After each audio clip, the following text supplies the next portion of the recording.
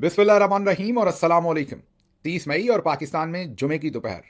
आज की अहम तरीन खबरें, लेकिन उससे पहले आपके साथ शेयर करते हैं हमारा आज का इंग्लिश डॉक्यूमेंट्री वीलॉग, जो कि है फनी बट डेंजरस डिक्टेटर्स। जी हाँ, इस इंग्लिश डॉक्यूमेंट्री वीलॉग में हमने field marshal general Asim Munir, field marshal Ayub Khan और उसके साथ साथ पूरी दुनिया से कुछ ऐसे इंटरेस्टिंग डिक्टेटर्स का मामला डिस्कस किया है जिन्होंने ना सिर्फ अपनी अपनी कौमों पर अपने आप को खुद साख्ता मुसल्लत किया, बल्कि ऐसे ऐसे फनी काम भी किए कि आपकी हंसी निकल जाए। ज़रूर देखिएगा, इसका लिंक अभी भी आपको स्क्रीन पर दिखा रहे हैं और वीलॉग के आखिर पर इसका लिंक मौजूद होगा।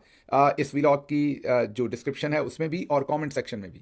हम अपना जो व्हाट्सएप चैनल है उस पर भी इस वीलॉग के लिंक को भेजेंगे। इसको ज़रूर देखिए और इसके साथ साथ अपने दोस्त अहबाब को ज़रूर ये इंग्लिश वाला स्पेशली जो लिंक होता है ये भेजा कीजिए, क्योंकि हम चाहते हैं कि पाकिस्तान में से कोई भी इंग्लिश का बयानिया नहीं जा रहा, तो जो इंग्लिश ज़ुबान में हमारा बयानिया है वो दूर तक पहुंचे। इसलिए जब भी आपको इंग्लिश डॉक्यूमेंट्री वीलॉग का आपके पास लिंक पहुंचे तो उसे आगे अपने दोस्तों तक बराए मेहरबानी ज़रूर फॉरवर्ड किया कीजिए।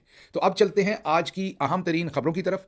आज की पहली खबर आपके सामने रखते हैं कि हमारे फील्ड मार्शल जनाब जनरल आसिम मुनीर साहब ने अब असातिज़ा के साथ खिताब किया है। जो आजकल एक चल रहा है पूरे का पूरा मामला, जिसके अंदर सियासी जलसे हो रहे हैं। हमारे डीजी ISPR साहब एक कॉलेज से निकलते हैं तो दूसरे में, एक यूनिवर्सिटी से निकलते हैं तो दूसरी यूनिवर्सिटी में, और उसके साथ साथ जो नीचे कर्नल साहबान हैं वो स्कूलों में जाके अब तकरीरें कर रहे हैं। हमने पिछले व्लॉग्स के अंदर आपके सामने रखा कि कैसे जो कर्नल साहबान हैं वो किस तरीके से छोटे बच्चों को बताते हैं कि सोशल मीडिया कितनी खतरनाक चीज़ है। मुकम्मल अहवाल हमने आपके सामने रखा था कि कर्नल साहब को किसी चीज़ से डर नहीं लगता, राफेल से डर नहीं लगता, लेकिन उन्हें डर लगता है तो सोशल मीडिया से, क्योंकि ये सच बोलता है। अब जनरल आसिम मुनीर साहब ने असातिज़ा के साथ खिताब फरमाया है। ये जो खिताब है ये भी गुंगा है, मतलब कि इसमें से उनकी आवाज़ जारी नहीं की गई। उनकी जो आखिरी आवाज़ जारी की गई थी वो इस तरह की, पब्लिक जो उनकी इंटरेक्शन थी, वो आखिरी आवाज़ उनकी याद कीजिए वो ओवरसीज़ कन्वेंशन की थी। उस तकरीर के ऊपर फिर जितनी तनकीद हुई थी उसके बाद मेरा ख्याल उन्होंने ये हतमी फैसला कर रखा है फ़िलहाल कि उन्होंने अब गुंगी वीडियोज़ जो हैं वही उनकी जारी होंगी। मतलब कि उन्होंने जो वहाँ पर तकरीर की है उसका अहवाल तो सारा खामोश रहा है। हैरानी की बात है, DG ISPR जब खुद करते हैं तो अब तो वो थोड़े थोड़े अपने टुकड़े भी छोड़ते हैं तकरीर में, लेकिन साथ कम अज़ कम नगमा तराना ज़रूर लगाते हैं बैकग्राउंड में। इनकी बेचारों की बिल्कुल ही साइलेंट था सारा कुछ। सिर्फ अचानक जो सामने टीचर्स बैठे हैं, ज़ाहिर है सरकारी मुलाजमीन है, उनको लाकर सामने बिठाया गया है, उनसे तालियां बजने की जो है वो आवाज़ आई। यहाँ पर उन्होंने कहा कि पाकिस्तान को ऐसी मजबूत रियासत बनाना है जिसमें तमाम इदारे आइन के तहत बगैर किसी सियासी दबाव, माली और ज़ाती फ़ायदे के अवाम की फ़लाह बहबूद के लिए काम करें। माशाल्लाह, अब ये आपकी स्टेटमेंट देना ही सबसे बड़ा गैर आइनी काम है। आर्मी चीफ का इस चीज़ से क्या लेना देना कि वो ये कहें कि हमने एक रियासत बनानी है जो आइनी होगी, जिसमें तमाम अदारे कानून के मुताबिक। आपका ये कहना, आपका ये स्टेटमेंट देना ही सबसे बड़ा गैर आइनी काम है, और आपका अपनी हदूद से बाहर निकल के काम करना है। अगर आप वाकई आइन पर बिलीव करते हैं तो आपको अपने फौजी पेशा वराना अमूर के अंदर होना चाहिए। ये सारे जो टीचर्स बेचारे बुलाकर यहाँ इकट्ठे किए हैं, सर एक सियासी तकरीर हो रही है और उसके अंदर आप कह रहे हैं कि ऐसी मजबूत रियासत बनाना है। आपको हुक्मरान थोड़ी है ना इस रियासत के, आपको अवाम ने ना ही प्राइम मिनिस्टर चुना है ना प्रेसिडेंट चुना है, आप मुल्क के आर्मी चीफ हैं, और आर्मी चीफ का काम हमारे जो दिफा से रिलेटेड जो भी जिसको भी अवाम चुनेगी उनकी उमंगों के मुताबिक मुल्क का दिफा करना। लेकिन आप चल पड़े हैं खुद से ही मजबूत रियासत बनाने। आप पहले नहीं है, जैसे हमने आज का जो हमारा जो इंग्लिश डॉक्यूमेंट्री वीलॉग है उसमें जनरल अयूब खान साहब का भी तमाम वाकया लिखा, कैसे उन्होंने खुद ही अपने आप को फील्ड मार्शल बना लिया। आपने भी खुद ही बना लिया। अब आप खुद ही रियासत को भी मजबूत करना चाहते हैं। तमाम इदारे, खुद आप आइन से बाहर निकल के खेल रहे हैं, खुद आप आइन तोड़ रहे हैं, लेकिन आपको तमाम इदारे आइन के तहत बगैर किसी सियासी दबाव, माली और ज़ाती फ़ायदे के अवाम की फ़लाह बहबूद के लिए काम करने वाले चाहिए। हालांकि आप खुद ये सारे काम कर रहे हैं जिनसे आपने दूसरों को रोकना है। तो माशाल्लाह इस ये जो कंट्रडिक्शन है आपके एक्ट में और आपकी स्पीच में, इसी की समझ नहीं आती। तो सबसे पहले ये गैर आइनी काम है जो आप कर रहे हैं, इसमें आपको इन्वॉल्व नहीं होना चाहिए। फिर उन्होंने अगली स्टेटमेंट भी बड़ी इंटरेस्टिंग दी है। उन्होंने कहा कि हमारे तालीमी इदारे तनकीद, सोच और दलील के मराकज़ होने चाहिए। माशाल्लाह, तनकीद, सोच और दलील, मतलब कि सवाल पूछने की आज़ादी, दलील देने की आज़ादी और तनकीद करने की आज़ादी। यहाँ पर आप तालीमी इदारे तो दूर की बात है, आप तो मीडिया को ये काम नहीं करने देते। जो सवाल पूछ बैठे, तनकीद कर बैठे, आप वीगो डाला भेज के उसे उठा लेते हैं, उसको कुट चढ़ाते हैं आप। तो तमाम का तमाम ये जो आपका कॉल और फेल है उसके अंदर मुकम्मल तौर पर तजाद है। और सामने बैठे असातिज़ा, उम्मीद है कि उनको पता होगा कि ये सिर्फ कहने के बाद बातें, हाथी के दांत खाने के और हैं, दिखाने के और हैं। मेरा नहीं ख्याल कि वो बेवकूफ़ बने होंगे इस स्टेटमेंट से, क्योंकि उनको पता है कि आप बिल्कुल भी ये तनकीद, सोच और दलील के जो मानी हैं, इनसे आप बहुत दूर रहते हैं और अगर कोई इन्हें इस्तेमाल करे तो उसको आप अपना दुश्मन समझते हैं। परसों ही यूनिफ़ॉर्म में आपके कर्नल साहब बता रहे थे कि बच्चों सोशल मीडिया इस्तेमाल नहीं करना।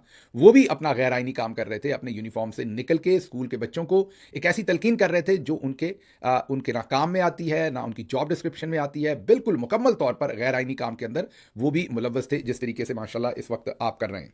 अब चलते हैं अगली खबर की तरफ। सियासी खबर पर भी आना है क्योंकि इमरान खान साहब का आप गारंटर ढूंढते फिर रहे हैं पूरी दुनिया में। नून लीग वाले क्यों ढूंढते फिर रहे हैं, क्यों चाहिए गारंटर, ये आपको बताते हैं अभी थोड़ी देर में। लेकिन पहले आपको ये बता दें कि अगले 5 दिन जो है वो दुनिया में जो ग्लोबल वार्मिंग आप कह लीजिए, क्लाइमेट की जो डिफरेंट चेंजेस आ रही हैं वो बात कर लें तो 5 दिन गर्म तरीन है। अब इसका मतलब ये नहीं कि हर जगह पर गर्म तरीन होंगे, हो सकता है कुछ जगहों पर ये जो क्लाइमेट चेंज हो रहा है या ग्लोबल वार्मिंग की वजह से सीजनल चेंजेस आ रही हैं, उसमें आप किसी जगह पर सर्दी हो जहाँ नहीं होनी चाहिए, बारिश हो जहाँ नहीं होनी चाहिए, लेकिन बहुत ही डिफरेंट किस्म का वेदर रहेगा अगले 5 दिन और पूरी दुनिया का जो मजमूई दर्जा हरारत होगा वो शायद हिस्टोरिकली थोड़ा हायर साइड के ऊपर होगा या वो पुराने रिकॉर्ड तोड़ रहा होगा। तो इसलिए ज़रा मुहतात रहिए जहाँ भी आप हैं। और अगर गर्म तरीन इलाकों में एक वीडियो दिखा देते हैं, ये ज़ाहिर है ग्लोबल वार्मिंग कह लें या माहौलियाती जो तब्दीलियाँ उसका शाखसाना कह लें।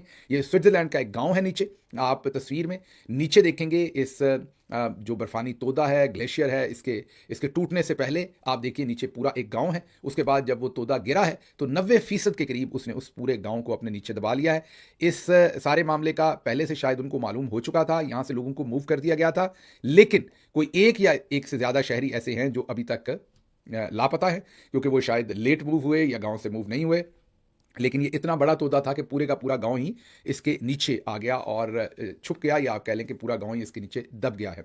तो ये वो तमाम मामलात हो रहे हैं। दूसरी तरफ इंडिया ने हमारा पानी बंद कर दिया है, लेकिन बारिशें इंडिया में भी बहुत ज़्यादा हो रही हैं और जाहिर है ऊपर पहाड़ों पर भी हो रही होंगी, तो आने वाले दिनों में सैलाब का खतरा भी है। उसके लिए भी अभी से तैयारियां करनी चाहिए हुकूमत को भी। लेकिन इस वक्त 54,000 क्यूसिक जो पानी की मिकदार है वो कम आ रही है चनाब के अंदर। चनाब को तकरीबन मुकम्मल इंडिया ने बंद कर दिया है, लेकिन हम जंग जीत चुके हैं। हमारा मसला ये है कि मज़हब पर भी बात सुनने को हम तैयार नहीं है। जो अभी आर्मी चीफ ने कहा कि दलील और सोच और सवाल जो है वो नहीं हम सुनने को तैयार। मसलन पिछले व्लॉग में जब मैंने कहा कि अमेरिकी एक जो थिंक टैंक है उन्होंने ये कहा कि पाकिस्तान की फ़ज़ाइया की बर्तरी है, मिज़ाइलों में हम पीछे, तो बिल्कुल पसंद नहीं आया हमें कि हम मिज़ाइलों में क्यों पीछे हैं, उसमें भी हमें वो आगे रखें। अगर उन्होंने 2 नंबरी करनी होती, इस स्पेसिफिक स्टडी की मैं बात कर रहा हूँ, मैं ये नहीं कह रहा हमेशा वो सच बोलते हैं, 2 नंबरी करते हैं जहाँ उनका इंटरेस्ट होता है, जाहिर है करते होंगे। लेकिन इस स्पेसिफिक स्टडी में जिस मुंह से वो पाकिस्तान की फ़ज़ाइया को बर्तरी दे रहे हैं और इंडिया की शिकस्त का उसमें ऐलान कर रहे हैं, उसी मुंह से वो मिज़ाइलों की बर्तरी का भी ऐलान कर सकते थे। तो अगर एक चीज़ में वो मान रहे हैं और दूसरी में नहीं मान रहे, तो फिर थोड़ा सा हमें भी ख्याल करना चाहिए कि हम कहीं अहमकों की जन्नत में तो नहीं रह रहे। कहीं ऐसा तो नहीं है कि जब वाकई शेर आए तो उस वक्त फिर हमसे कुछ ना निकले, या वाकई जब हम पर मुसीबत आए तो हमारी वो तैयारी ना हो। तो जो हम सवाल उठा रहे हैं वो तैयारी का उठा रहे हैं। हम कोई इंडिया को मेडल नहीं देने जा रहे। जाहिर इंडिया जब भी जंग लड़ेगा पूरी कौम इकट्ठे होकर उसका मुकाबला करेगी। लेकिन ये सवाल बहुत इंपॉर्टेंट है कि 24 मिसाइल उन्होंने फायर किए और हमने एक को भी इंटरसेप्ट नहीं किया, एक को भी तबाह नहीं किया। कहा यह जा रहा है कि उन्होंने जो पहले दिन मिसाइल फायर किए वो गालिबन air to surface missile fire किए और पाकिस्तान के पास ऐसा सिस्टम मौजूद है। मुझे किसी ने एयरफोर्स के एक बहुत ही सीनियर ऑफिसर ने सब कुछ लिख के, रिटायर्ड हैं, उन्होंने सब कुछ लिख के भेजा कि हमारे पास क्या क्या इक्विपमेंट है जिससे हम उन मिसाइलों को रोक सकते थे। फिर हमने उन मिसाइलों को क्यों नहीं रोका, ये उनका भी सवाल था। वो जो रिटायर्ड एक आप उन्हें बहुत ही सीनियर ओहदे पर हैं, उन्होंने ये सवाल मुझे भेजा कि आप ज़रूर अपने व्लॉग में पूछिए कि जब हमारे पास वो सिस्टम है तो, और हमें पता भी था कि ये मिसाइल आ रहे हैं, तो हमने इन 24 मिसाइलों को क्यों नहीं रोका और हमारे 30-35 लोग इन मिसाइलों की वजह से क्यों शहीद हुए। तो ये तमाम सवालात हैं जो हमें करते रहना चाहिए, पूछते रहना चाहिए। सिर्फ ये ऐलान कर देना, भले हमारा चनाब का दरिया का पानी बंद हो और हम घर में ये ऐलान कर बैठें कि हम जंग जीत चुके हैं, ठीक है, आप खुश हो लीजिए, हमने बिल्कुल अपने आप को दिफा किया। कोई ऐसा तो नहीं कि 1971 की तरह कोई इंडिया के हमने 2 टुकड़े कर दिए या उनका कोई बहुत सारा इलाका कब्जे में कर लिया। उन्होंने हम पर जारहियत की, हमने अपना दिफा कर लिया, हमारी फ़ज़ाइया ने बहुत अच्छा परफॉर्म किया और हमने अपने आप को डिफेंड कर लिया। लेकिन उनके मिसाइलों ने हमारे शहरियों को शहीद किया। ये सवाल हमारा पूछना बार बार बनता है कि उन मिसाइलों को हमने क्यों नहीं रोका। तो इसलिए आप भी खुद से सवाल पूछिए। खुश होना बहुत अच्छी बात है, लेकिन आपकी खुशी से 54,000 क्यूसेक पानी जो इस वक्त चनाब में नहीं आ रहा और जिस पानी की कमी की वजह से आने वाले दिनों में फसलें तबाह होनी हैं, वो सब कुछ ठीक नहीं हो जाना। पानी की ज़रूरत है, ठीक है, आपने जंग जीत ली है, अब आप पानी भी ले आइए। ये हम बार बार आपके सामने सवाल रख रहे हैं। अब नून लीग ये कहती है कि इस दुनिया में कोई ऐसा शख्स नहीं जो इमरान खान का गारंटर बन सके। अब इमरान खान ने तो ये नहीं कहा कि मेरी फलां से गारंटी ले लें, तो फिर एहसन इकबाल ये बात क्यों कह रहे हैं? गारंटर बन सके नहीं बन सके इस पर तो बाद में बात करते हैं। सबसे पहले इनको गारंटर चाहिए क्यों, तो आपको उसका जवाब दे देते हैं कि ये इमरान खान को जेल से बाहर निकालना चाहते हैं। राणा सनाउल्लाह बार बार टेलीविजन पर ये कह चुके हैं कि हमें खतरा है कि जब इमरान खान बाहर निकलेगा तो हमें नहीं छोड़ेगा, मीन इनकी अकाउंटेबिलिटी होगी। अब ये गारंटर ये मांग रहे हैं, कई मुल्कों के जो हेड ऑफ स्टेट्स हैं उनके साथ इन्होंने बात की है कि इमरान खान की आप गारंटी लें कि जब वो जेल से निकलें तो हमारी अकाउंटेबिलिटी नहीं करेंगे। अब क्योंकि इमरान खान ने इनकी तरह कोई जायदादें, कोई माल मुकदमा जो है वो उन मुल्कों में बनाकर नहीं रखा हुआ, वो उन मुल्कों के टाउट नहीं है, एजेंट नहीं है, और वो इंडिपेंडेंट सोच रखते हैं। उन मुल्कों को भी पता है कि हम उनसे एक म्यूचुअल रिस्पेक्ट पर तो इंटरेक्ट कर सकते हैं लेकिन दबा नहीं सकते, अपनी मर्जी की बात नहीं मनवा सकते। तो उन मुल्कों ने कहा है कि नहीं, हमारी ऐसी कोई ताकत नहीं है कि हम इमरान खान की ये गारंटी लें। तो गारंटर इमरान खान या तो मांगते ना, या इमरान खान कहते कि फलां से मेरी गारंटी ले लें। उन्होंने तो गारंटी नहीं मांगी। असल में एहसन इकबाल और फील्ड मार्शल साहब और इनकी पूरी रजीम जो है वो एक ऐसा गारंटर चाहती है जो ये कहे कि वो बाहर निकलकर ना 26वीं तरमीम को छेड़ेंगे, ना वो एक्टिव एक आध साल सियासत करेंगे, हम इसकी गारंटी देते हैं, और ना ही वो आप लोगों की अकाउंटेबिलिटी करेंगे। इन्हें इस तरह का गारंटर चाहिए जैसा गारंटर नवाज शरीफ देकर यहां से भागे थे और डील करके गए थे, वैसा ही गारंटर इन्हें चाहिए। और फिर याद कीजिए, जब नवाज शरीफ साहब ने वादा खिलाफी की थी अपने गारंटर्स के साथ, आपको याद होगा तो किस तरीके से उनके गारंटर पाकिस्तान आए थे और उन्होंने प्रेस कॉन्फ्रेंस की थी, और प्रेस कॉन्फ्रेंस के अंदर वो लहराया था एग्रीमेंट जो उन गारंटर्स के साथ नवाज शरीफ ने किया था, और बाद में उन गारंटर्स को भी धोखा दे दिया था, उस जो मौदा हुआ था उसको तोड़ दिया था। तो इसलिए नून लीग अब बिल्कुल वैसा ही अरेंजमेंट चाहती है जो नवाज शरीफ के साथ लेट प्रेसिडेंट या लेट आर्मी चीफ मुशर्रफ साहब ने किया था। अब वो चाहते हैं कि इमरान खान के साथ भी वैसा ही हो, लेकिन उनको ये नहीं पता कि आगे इमरान खान जो है वो जेल काटने को तैयार हैं, वो डील नहीं करना चाहते। तो आपके लिए ये मसला है। और इमरान खान का जब लोगों को पता है कि वो बाहर से कंट्रोल नहीं होते तो उनकी गारंटी देना बहुत मुश्किल है, मतलब दूसरे लफ्ज़ों में उनको कंट्रोल करना बहुत मुश्किल है। वो अपनी मर्जी के मालिक हैं, और उसकी बड़ी वजह यह है कि उन्होंने माल लूट कर उन मुल्कों के अंदर नहीं रखा हुआ। अच्छा, अगली खबर आपके सामने रखनी है। ये बड़ी एक इंटरेस्टिंग खबर है। अगेन आप में से कई लोगों को ये नापसंद होगी क्योंकि हम बड़े इमोशनल हैं और हम रियलिटी को नहीं देखते। खबर ये है कि भारत ने पानी बंद किया तो हम 3 बटन दबाकर 3 डैम तबाह कर देंगे। शाहीन 3 से भारत के डैम फटका देंगे। हम जब चाहेंगे साइबर अटैक करके डैमों के गेट भी खोल देंगे।